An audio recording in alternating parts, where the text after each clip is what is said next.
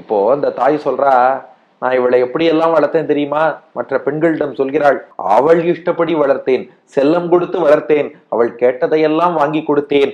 ஆனா இப்ப என்ன பண்றான்னா, வீட்டுக்குள்ள வந்து கண்ணனை பார்க்க வேண்டாம், அதுக்காக நிரந்தரமா பார்க்க வேண்டாம்னு சொல்லல, கொஞ்சம் பொறுத்திரு, உரிய காலத்துல கல்யாணம் பண்ணி வைக்கிறேன்னா இருப்பதை அவள் விரும்பவில்லை, இருக்க மாட்டேன் என்கிறாள், கண்ணனை நோக்கித்தான் போடுவேன் ஓடுறா.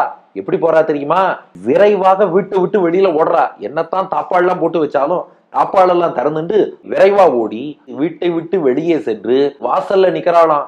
வாசல்ல நின்னுண்டு கிருஷ்ணா பூவை பூவண்ணா என்று கண்ணனுடைய வடிவழகில் ஈடுபட்டு அவனை கூப்பிடுறா.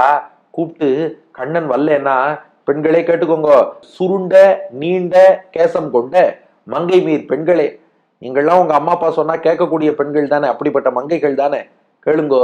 இந்த பெண் இருக்காளே, பூவை பூவண்ணான்னு கூப்பிடுறா. கூப்பிட்டுட்டு கண்ணன் வரலன்னா, இவள் மால் உருகின்றாளே, மால்னா மயக்கம்னு அர்த்தம், மால் உருகின்றாளே, அப்படியே மோகிச்சு மயங்கி விழுந்துடுறா. கண்ணன் வந்தால் அவளுக்கு வாழ்வு, வரலையா அப்படியே மயங்கி கீழே விழுந்துடுறா. இதுதாம்மா என் பெண்ணின் நிலைமை. அதனால பெண்ணை கொஞ்சம் வீட்டுக்குள்ளேயே அடைச்சு வைக்கலான்னு முயன்று பார்த்தேன். நெத்திக்கு பட்டம் கட்டினேன், அவளுக்கு காதுல பொன் தோடு அணிவித்தேன், பாடகம் அணிவித்தேன், சிலம்பு அணிவித்தேன், இஷ்டமாக வளர்த்தெடுத்தேன், இடுப்பிலே வச்சுட்டு கீழே இறக்கி விடல, எல்லாம் பண்ணித்தான் வளர்த்தேன். அப்படிப்பட்ட பெண்ணை வீட்டுக்குள்ள இருமான்னு சொன்னாலும் என்னோடு இருக்க மாட்டேங்கிறா. விரைந்து வாசலுக்கு ஓடுறா, பூவை பூவண்ணான்னு கிருஷ்ணனை கூப்பிடுறா. அவன் வல்லேன்னா, சுருண்டு நீண்ட கூந்தல் கொண்ட பெண்களே, அவன் வல்லேன்னா இவன் மோகிச்சு மயங்கிடுறா.